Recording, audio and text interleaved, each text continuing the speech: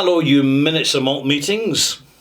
That's a malt mention, a big malt mention. Thank you to Yangambiwa 163. Welcome to Ralphie Review 1030 Extras, in which I'm going to talk about really navigating whisky. Now, I've changed the angle and direction from what I've said I was going to be doing in this Extras from my last review 1030, where I was reviewing this rather excellent Bunnahabhain 2023 edition 12-year-old cask strength bottling, which I have to say, in my opinion, is rather excellent and very much deserving of the high mark of 87 that I gave it. Partly because it's not just a good whisky, it's a good whisky delivered with integrity, unchill filtered and natural colour, without pretension. So there may be a cardboard tube with it, but there's no presentation where you feel you're paying a bling premium just to get fancy stoppers and fancy casks. So the practicality of this bottling is very self-evident and very successful marketing. It also sells in the UK at the moment for £75 a bottle, but it depends where you buy it. If you were to buy it from a tourist shop in Edinburgh, right, rather than a specialist whisky shop, you may find it at £100 a bottle. Prices of whisky can seriously inflate depending on where they are being sold. I'm not making this up, by the way. This is a fact. A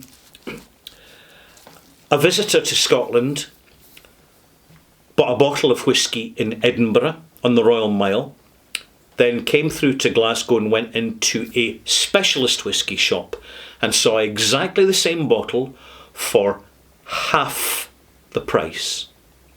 50% cheaper. It's not, the pricing of whisky is really not something, unfortunately, that the whisky industry, distilleries and businesses try and exert too much control over. So when reputations of certain brands are being plundered and are being hyped and premiumised in such a way that the producers get nothing out of it, but it's the retailer, the sellers that are basically just taking the extra cut because there's a bit more conversation or marketing or perceived value about a product. This is just one little example of the complex landscape of whisky that surrounds us. Because if our mission was to buy cheap whisky, not a problem, just go into the supermarket. Go and have a look at the summer sales in the online retailers, and you'll see some pretty big discounts on specific brands. Not Springbank, of course. No, not Ardnamurchan, not Isla Rassi, not Isla Harris, not Lochlee, no. But some of the bigger distilleries that are more corporate owned, and they're presenting their whiskies in a disappointing presentation to experienced whisky drinkers. So not only will you get your whisky, although it's cheaper at 40%, it'll be chill filtered, but not just a bit chill filtered, it'll be seriously chill filtered, extensively chill filtered. And it will be loaded with caramel colorant, because everybody knows that the passing consumer, the occasional buyer who's fast losing interest in whisky, by the way, because it's not fashionable anymore. It really isn't. They'll just go for it because it looks rich, because it's dark. And if a whisky's dark, it must be rich. Now here's this Bunnahabhain. Superb quality. That's not dark. It doesn't need to be. It knows who its customer is. The informed whisky customer. The informed consumer who's no longer subscribing to the conventional marketing and narrative, but is picking up on the subtle messages of practical presentation, unchill filtered, natural colour, it says it in the label, the age statement, consistent with the lower strength age statements, a very accessible price, particularly in Britain when you accept just the absolute plundering by the Crown Office in taxation in terms of customs and excise revenue. The whisky industry is seriously plundered with what is a very discriminatory and unfair taxation. And this is why, when we look at particularly small distilleries and we see the prices are higher, one reason is it's the only way they're going to make any profit at all. And I can sympathise with the industry for the simple reason I'm bottling myself now. I see what the costs actually are. And the biggest cut goes to customs and excise, with taxation and with value-added tax. They get the lion's share of the value of whisky because it's established custom and practice. But let's see where that goes over the next few years, because things do not remain the same. This is why when we're looking at the price of a whisky, wherever we are, we've got to look at it holistically. We can look at one bottle of whisky and say, well, that's expensive.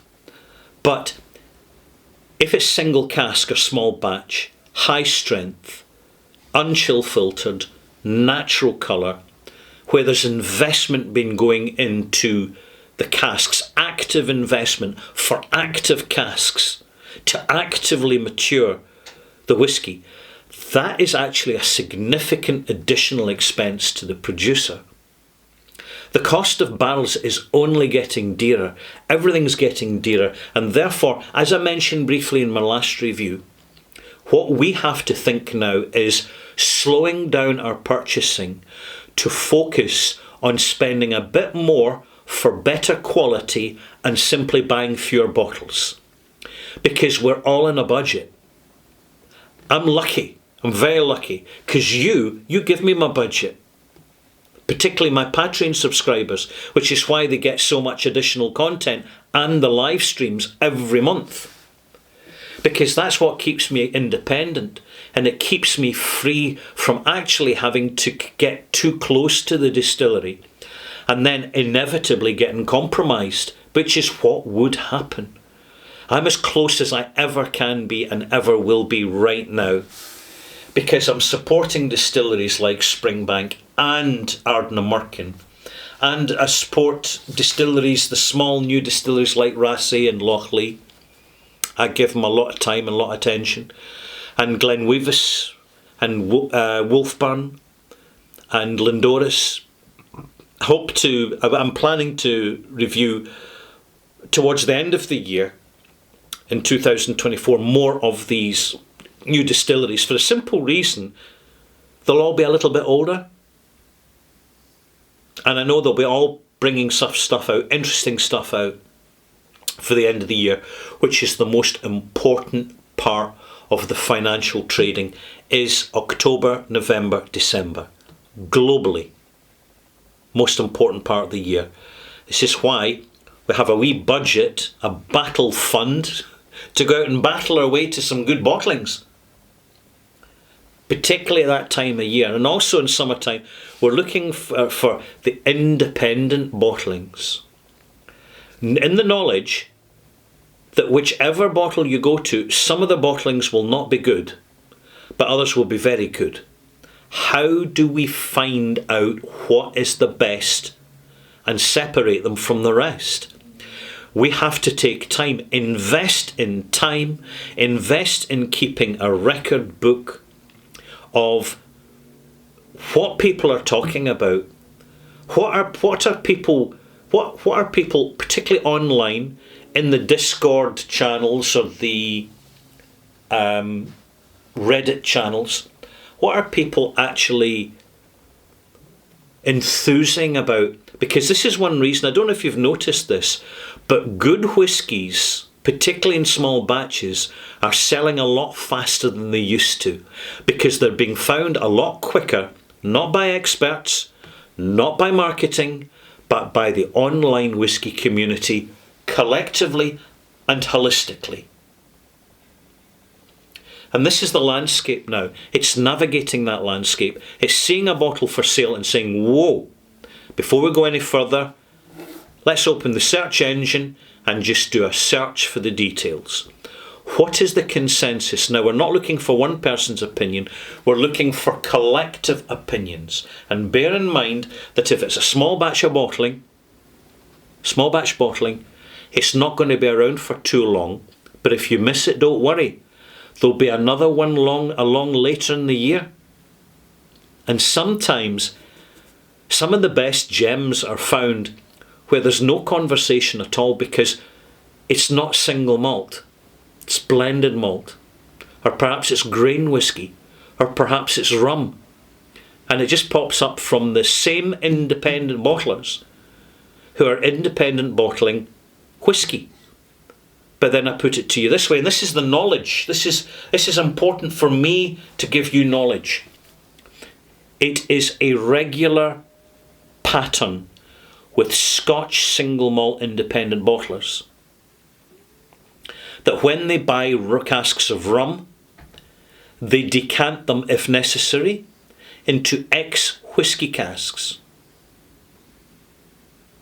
And this, by and large, not always, but by and large, significantly improves the rum because it dries off the finish and brings in some more fresh tannins.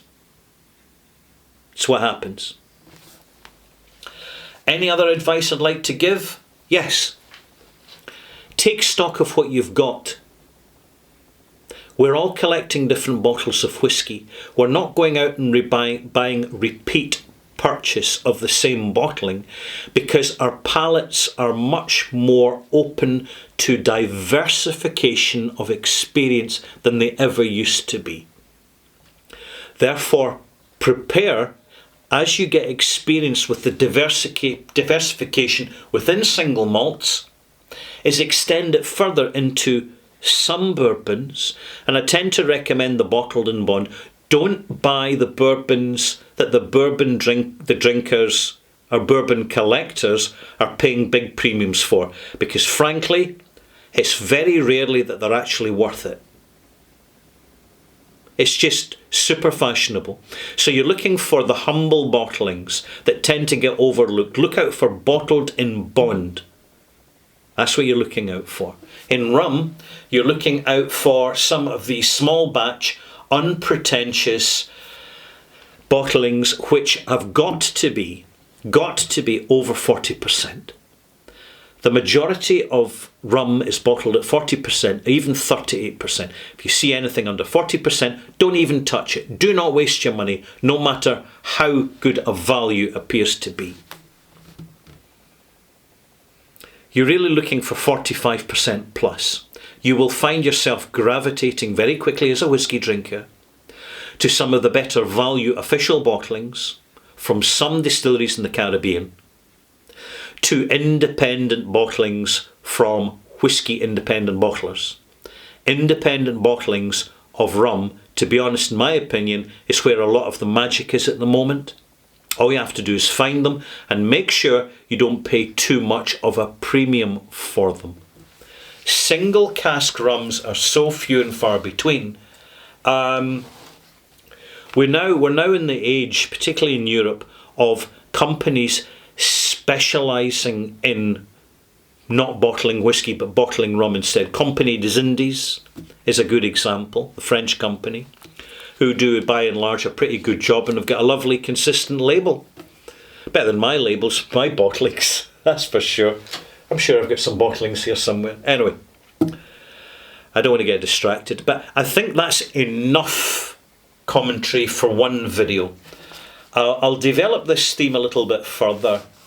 And I think my next extras are going to be resting our palate. the real benefits of resting our palate. It's hugely important. In fact, I'm going to note this. It's so important, I'm going to note it down for my next review. Our palates. That'll be 1031 extras. Yeah. What will I be reviewing in 1031? Just to give you a wee spoiler alert, I'll be reviewing some Glen Scotia. A humble and very decent, palatable, accessible Glen Scotia. A little bit like this. It's a simple, unpretentious bottling which actually delivers really well. See you soon, mock mates. Bye-bye.